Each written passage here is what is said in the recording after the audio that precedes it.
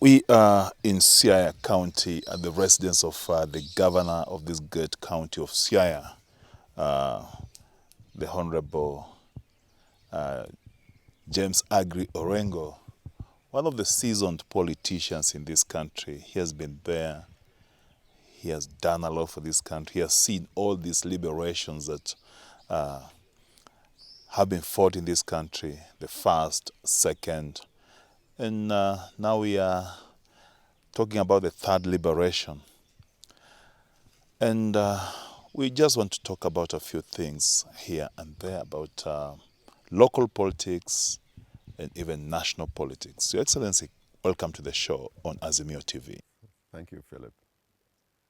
Well, before we start this interview, I would wish that you subscribe to this channel because it's the leading online TV in the country, and we are proud that you keep watching, you keep supporting us. Keep it here and also subscribe and make sure you keep watching and spread the word about Azimio TV. Your Excellency, let's talk about Siaya County. You've been in office about 2 years now. What do you think you can say you're proud of as a governor of this great county of Siaya that you have achieved for the last 2 years? Well, we had a manifesto that we launched during the campaign, and there were several pillars in that campaign in terms of our objectives and strategies. And one of them was agriculture. We believed that in order to transform lives, to impact positively the lives of the people in Siaya, who have largely depended on subsistence agriculture, that would make agriculture the pillar for development and transformation. And we promised, and I think we did in our first year, provide to the farmers fertilizers, certified seeds and fertilizers, and acquired tractors to try and mechanize the agricultural production. And I think that has gone pretty well.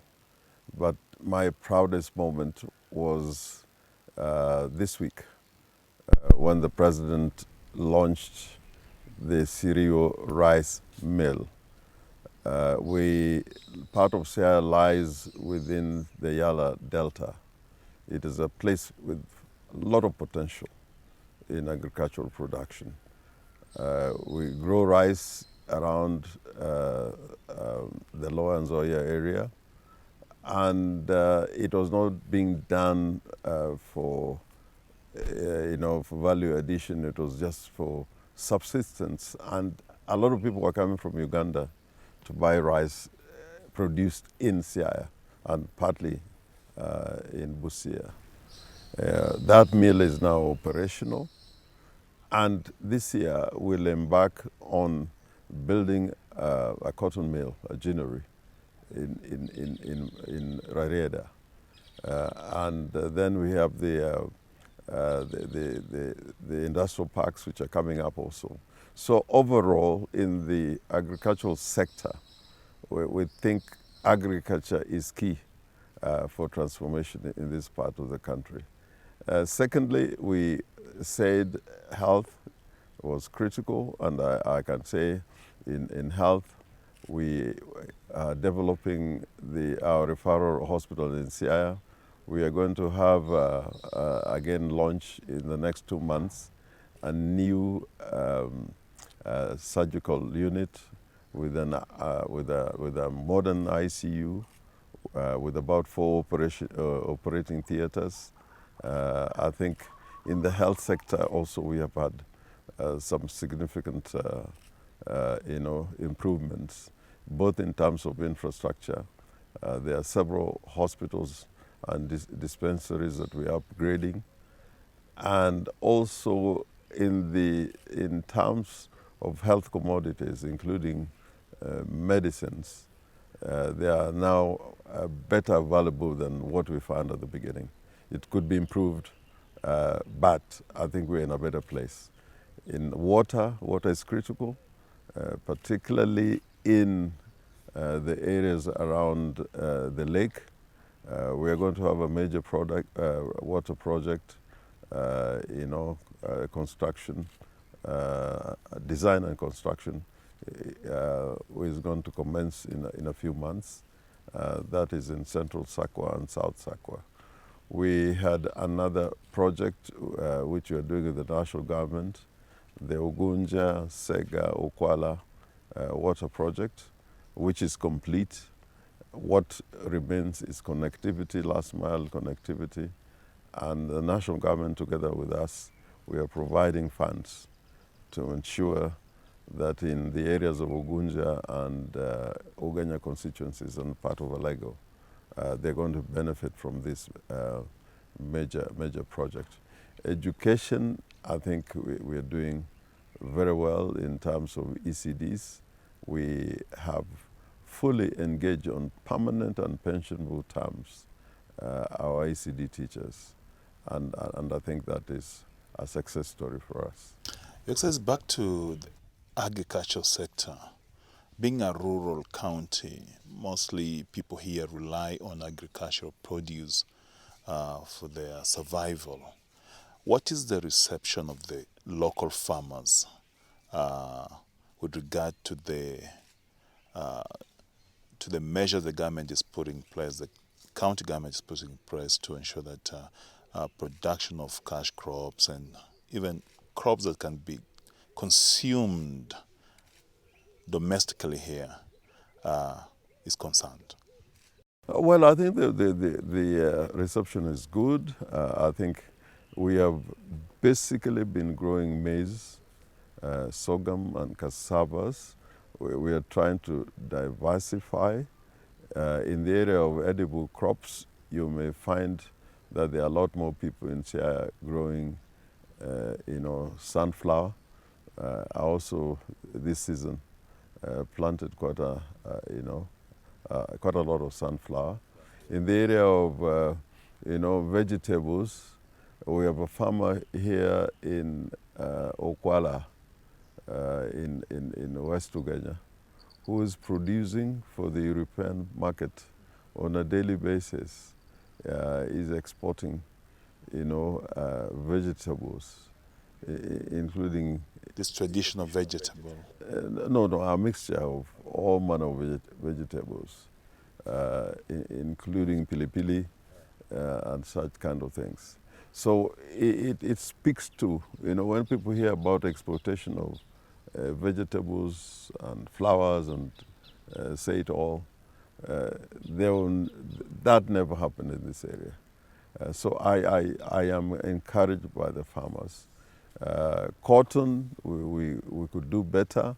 We supplied cotton seeds again with the support of the national government, particularly in Rarieda area. I think it's got great potential, and that's why we are trying to do a ginnery in Rarieda, a modern ginnery in Rarieda. So I'm happy with the farmers, but we are coming from a position where nearly all the farmers in this area were engaged in purely subsistence farming. And when you went to every market in this area, the vegetables and other produce was either coming from Uganda or some parts of Western Kenya. And sometimes you get, supplies in, from places as far as Molo. The picture is changing, and it's changing for the better. We want to make Siaya not only food sufficient, but to ensure we would grow enough to share with the rest of the Kenyan people. Do you foresee a day when Siaya County would be exporting farm produce, let's say vegetables and other produce from farms, to other parts of the country and even outside the country? Because when you go to Gikomba, one of the biggest markets in the country, in Nairobi, you find that the mamambogas there always say that the vegetable they sell to the people is from Butere. Do you wish that one day, now mamambogas will be saying the vegetable we always receive here to sell to the people is from Siaya, somewhere Alego, Songa, or say Rarieda? Yes. The fact that already somebody is exporting to Europe is speak to the potential. But I agree with you that in the fullness of time, we in the local markets and in the markets in the region, in Kisumu, in Kakamega, and eventually in Nairobi, we should reach a position where we can be able to market our vegetables in in every part of the country. But the one product that I am sure goes to Nairobi and other urban centers, and even as far as those Mombasa for those who want to eat lake fish.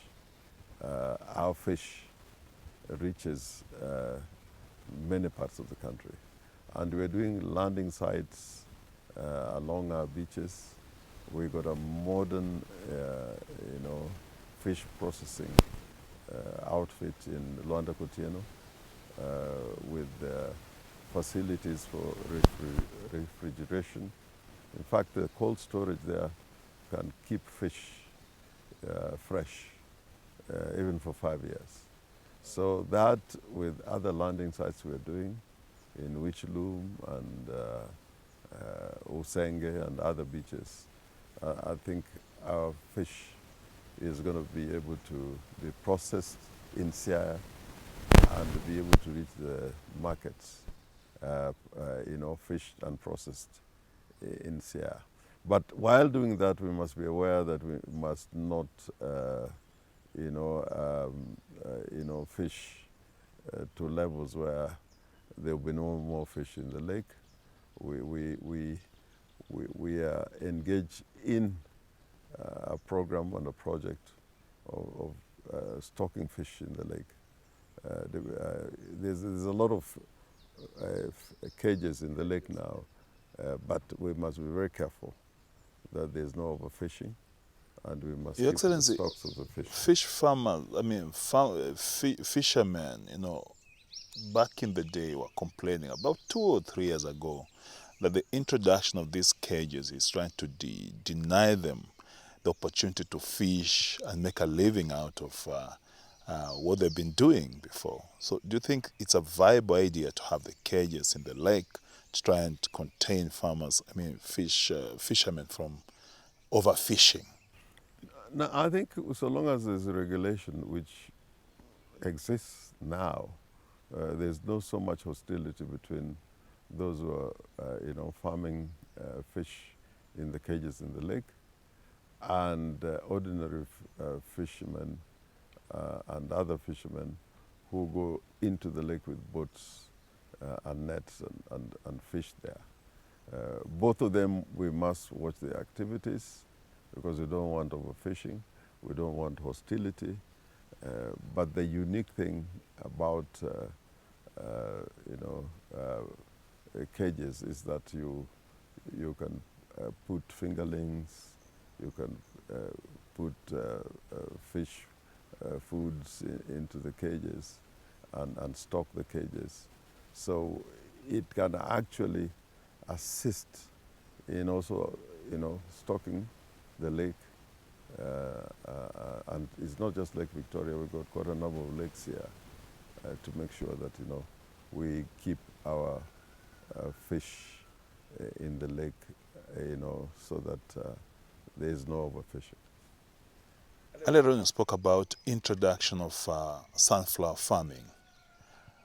If this picks up, do you intend to set up a factory to process this sunflower into edible oil in the near future for the county?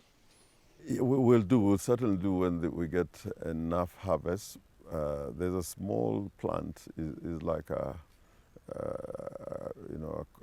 cottage industry in Siaya municipality where you can, process the sunflower. But I think if we expand, that activity in sunflower farming, increase the acreage, we'll need a better facility. But, a lot of people would want to invest, bring a mill here, an oil mill here. They have got to be sure that we are producing enough And I'm saying that, in another 2 years, we'll be talking about the need for a mill, to process our sunflower. Now we have a rice mill because production is good and can be increased. We are going to have a ginnery for cotton because production is good. And I think if similarly with sunflower, if we extend the acreage of necessity, we'll have to have a mill to process the sunflower. Do we still have the Dominion farms around here? The Dominion farm, the investor, left, but we have another investor who acquired the land and got a lease in Yala Swamp. There's a controversy now going on, even when the president was here, because we told him that that lease should be reviewed because the investor was given a large piece of land. We don't think that he should be given all that piece of land. And then for 66 years, we think to lease an agricultural farm for about 20 to 30 years, that is good enough. But 60 years is tying down that asset for a long time.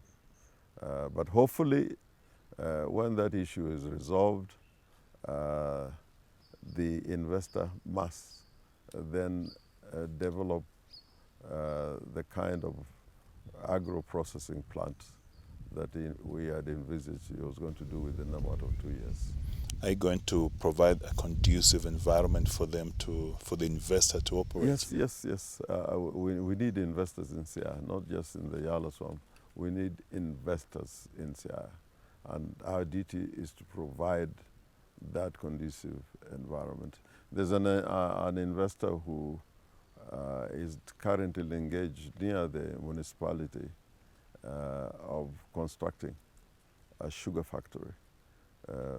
We grow quite a bit of sugarcane in this area, but there's no factory as we speak. All of it goes to factories in Busia or in Kakamega. And finally, on this issue of the county development, are you satisfied with the infrastructure development in the county? Road network? No, we are not satisfied. Of course, as you know, there are roads that are under the mandate of the national government, Kenya National Highways Authority, Kera and Kura. There are roads that we have allotted the national government that should be built as a matter of necessity and urgency. The road linking Luanda and Siaya from Kisumu, and this major highway, which is trans-county and transnational from Kisumu, Luanda to Yala, Ugunja, up to Busia. And the other major roads which fall within the mandate of the national government, and we are talking to them. We could be in a better place if some of those roads were done. At the county level, we have problems about resources, having enough resources to open new roads and maintain the roads that exist. We are putting emphasis in modernizing our road networks within certain municipalities and markets. In this financial year, we hope to tarmac roads within Usenga town, Akala, Ndori, Yala, and Sega. We believe the future is urban. If you have got good roads within urban centers, towns and markets, that will attract more investments and encourage investors to come on board. That's fairly good, Your Excellency. Viewer, we are going to take a very short break, and I'll keep asking you to subscribe to Azimio TV for videos, information, and entertainment. When you come back, we're going to talk about politics. This is a seasoned politician. They call him Gwiji la Siasa in Kiswahili. Shortly.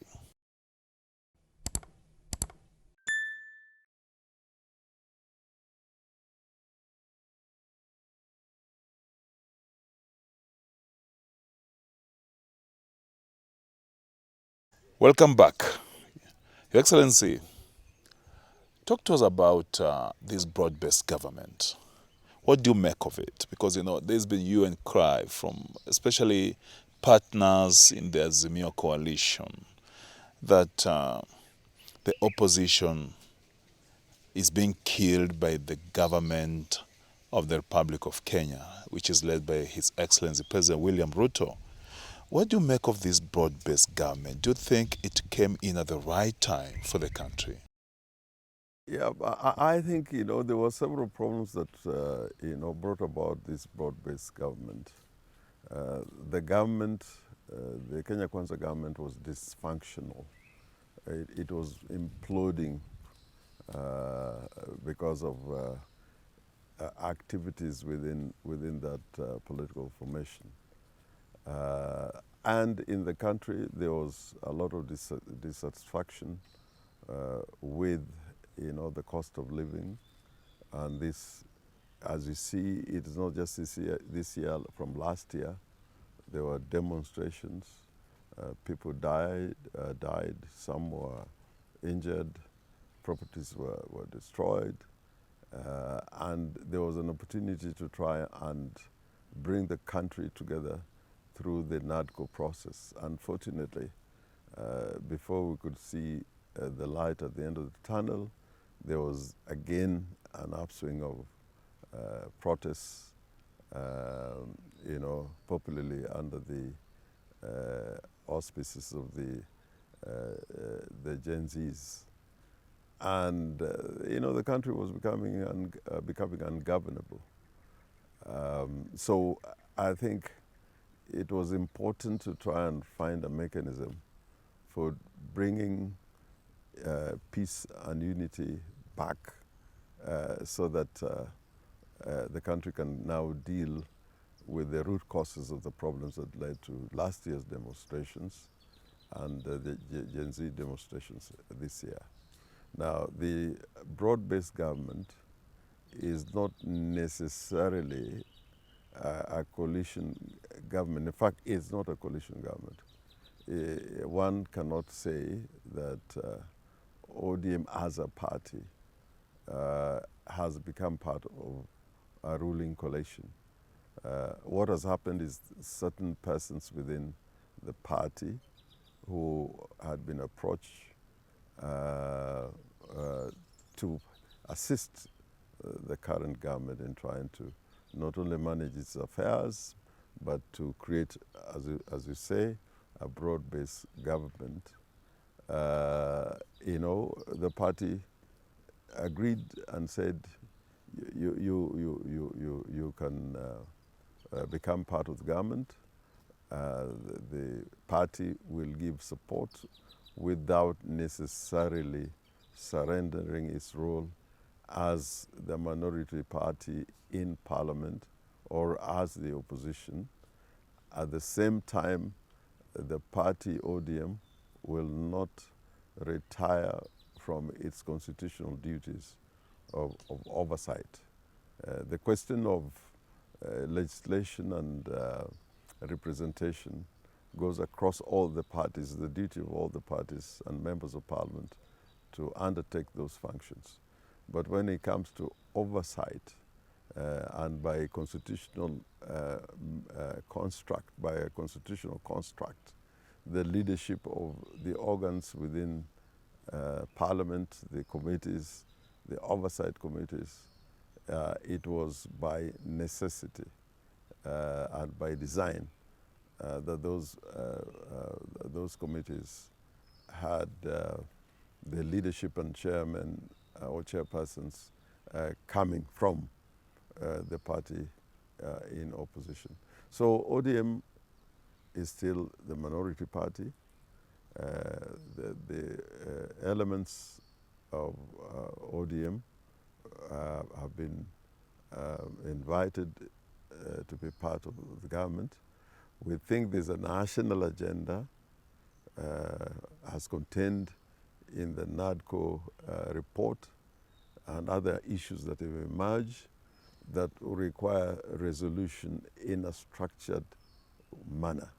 And I, for one, am waiting for that time to come when not just the political parties, but all the stakeholders could be able to sit down and deal with the root causes of some of the problems that led to the demonstrations that we saw last year and this year. And by the way, it is not unheard of, people going into government formed by adversaries. In the United States of America, during the Clinton administration, and even during the Bush administration, you had elements from key figures from the Democratic Party serving in the Republican government. Yeah, and nobody said that the Democratic Party has joined the Republican Party, or that the Republican Party has joined the Democratic Party. And even members of the party affected, be it Democrats or Republicans, were assumed or presumed to have become part of government. Wow, that's interesting, because I think that's a point a lot of Kenyans are missing, because argument out there is that ODM has betrayed Kenyans. There are people who keep saying that the Honorable Raila Odinga, who is a party leader of the ODM party, has let down Kenyans a big deal. So I think your explanation puts that to rest. But again, isn't this arrangement going to jeopardize the work of the minority party in parliament? For instance, someone is asking, how can, in the spirit of comradeship, how can a member of the ODM party question what his former deputy party leader is doing in the ministry that they have been given? No, those people are completely ignorant of the constitutional construct. Parliament is independent and distinct and separate from the executive. For example, the role of Parliament of oversight. Under the Constitution, they have a duty to oversight the government as a parliament. As a parliament. We are not in a parliamentary system where members of the executive serve in parliament, where you can say the government is in parliament, or the Westminster model, the government is actually, the executive is in parliament.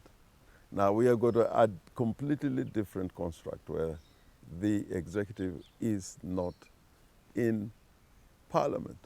And a lot of the leadership, most of the leadership in parliament of the committees are, are from the party in government, because they have a majority in parliament.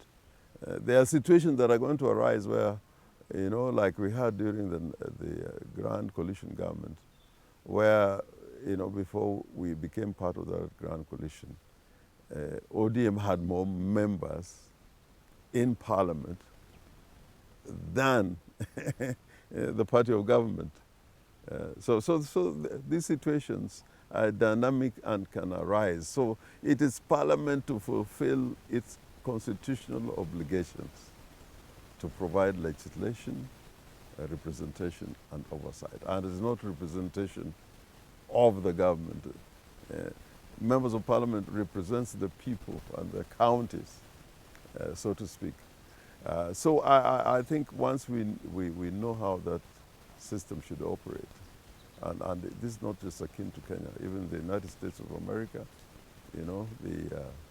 the Congress is distinct from the executive, and nobody questions, the role of that constitutional duty that the Congress has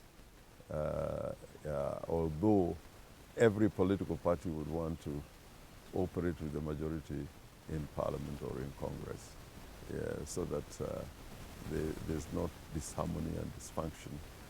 But again, there are dangers when a party in power is overrepresented in parliament. Now, back to this broad-based government and the inclusion of 5 of members from the ODM party into it. Someone posted on their social media platform that why just ODM? Why didn't other political parties within the coalition of Azimio la Umoja One Kenya coalition be approached to be part of this broad-based government? I think probably that would now be for the president or people in Kenya Kwanza to answer that question, because as I know it, they were approaching individuals to serve.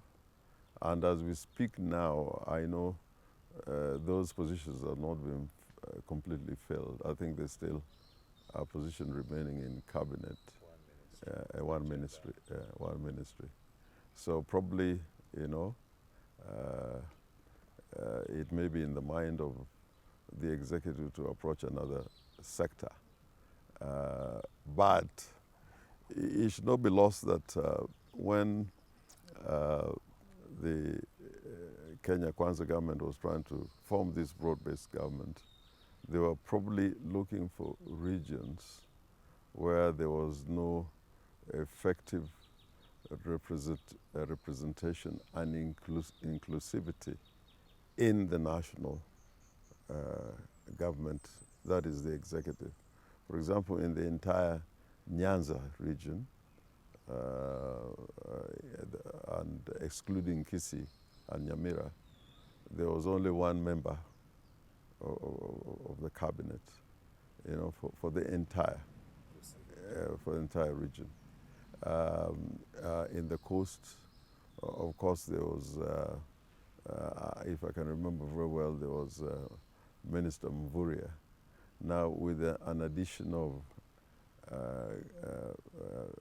Honorable Joho. There was also, I think, Aisha Jumwa. Aisha Jumwa. Yeah, it was just a replacement. Yeah. And maybe the question of gender was arising, but when they appointed our young girl from Turkana, that issue of gender seemed to have been addressed, although in entirety of that formation, I am not sure that the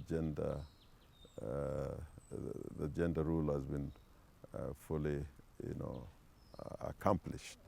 Yeah, but all in all, I can say that that was an attempt to form a broad-based government by a party in power. It was not by a group of parties or more than one party sitting down to say this is how we are going to form this broad-based government. I think it was from the perspective of the current government on how to form that broad-based government.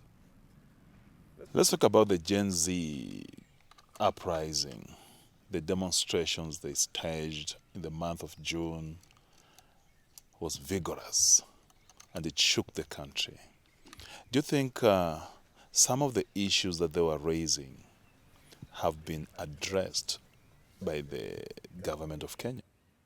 I don't think they have been addressed at all, but I think there has been some statements to the effect that they are going to be addressed. Now, if you just talk broadly about some of the issues they were raising, the cost of living was was an issue. I don't think it's been sufficiently addressed. Although the finance bill, which was going to compound the situation, make life harder through more and more taxation, in itself, the withdrawal of that bill did not answer to the questions that were raised around the cost of living. You remember even last year when Azimio and ODM were raising these issues about cost of living. The Kenya Kwanza administration said, no, this is not something to be addressed by the team from the two coalitions, that it is the government that is going to rise or fall, whichever way they were going to address that issue of the cost of living. If you're in the shoes of President William Ruto today, you are the president of Kenya, how best would you handle this Gen Z issue? How would you approach it? The Gen Z issue is issue of exclusion. You know, if the young people, because this was the young generation talking about the problems that were unique that they were experiencing, and a starting point, which would have been a quick win, was to address this issue of inclusivity, so the young people can be sure by looking at the face of the government that they were being involved, they were participating in the affairs of the nation, and that could have been a quick win. And in order to put the country on the right path and create an enabling environment to address some of the Gen Z's issues, the issues of abductions, which seem to be continuing, the arrests, and also the question of prosecutions. Those largely have not been addressed, and compensation for those who were injured and for families who lost loved ones, that has not been addressed. The properties that were destroyed, those have not been addressed. So we need to create this enabling environment to be able now to talk substantively with the Gen Zs and other stakeholders on a national platform on how to deal with the problems that were raised. Do you think that environment can be created now? I think it can be created, and I think the space is there. It's been created. It is upon the government now to seize it. Yeah, and I urge them that they should not take this formation of so-called broad-based government as the solution by itself, because it's for them to seize this moment. I remember when we were at the Serena talks during the crisis in 2007, 2008, there were issues that were addressed in order to create the enabling environment. And I can say without any fear of contradiction that those quick wins and those issues that needed quick resolution have largely not been addressed. Finally, about the ODM party. A lot is being said around.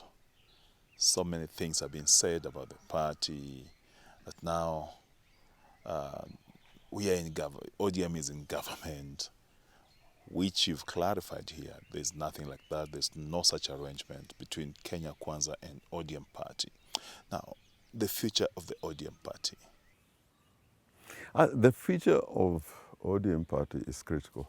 I think if the ODM party is emasculated or becomes weak or dies, that will be a blow to democracy. Because Kenya, we must never forget the construct of the constitution is that we are a multi-party democracy. Parties are pillars of democracy, at least the Kenyan design and architecture of democracy, the way it should be implemented, is that parties play a very critical role. And that's where even the vision of funding political parties arose, because they're key agencies in the management of the public affairs. Now, if ODM as a party, because the other parties do not have the national image, or they don't have a broad national representation as ODM. And ODM has remained intact. UDA basically is imploding, as I've said.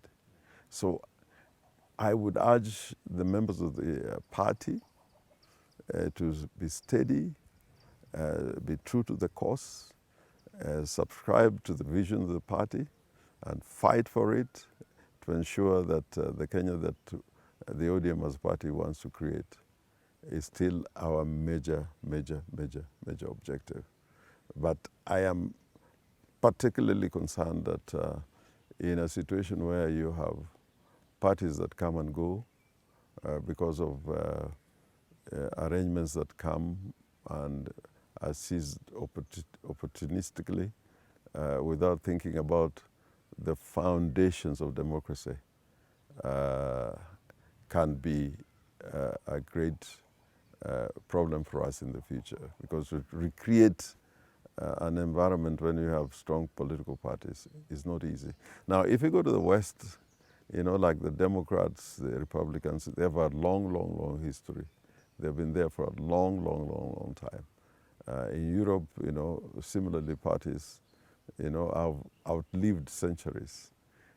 In the continent, I think the ANC, although it is undergoing turbulence, but the fact that from 1912, it has remained as the major political party in South Africa is something to be commended, and that some other parties are also emerging or are in existence in South Africa that are strong, I think is something to be appreciated, and there's something to be nurtured. So I hope ODM continues to recruit membership, continues to expand, and continues to maintain its brand. And it is a progressive movement. ODM is not just a political party, it's a progressive movement that is committed to fighting for the ordinary people in Kenya. And it's important that we know that many of the parties which have been in prominent positions in our Kenyan politics, like KANU, like PNU, like NAC, they have come and gone. Now, to recreate those parties, even when you had very strong leaders behind them, PNU with Kibaki, NAC with Kibaki, KANU with Moi, DP with Kibaki, Jubilee with Uhuru, that the current president and the immediate former president were from the Jubilee formation. And those parties are dying. So ODM must not die.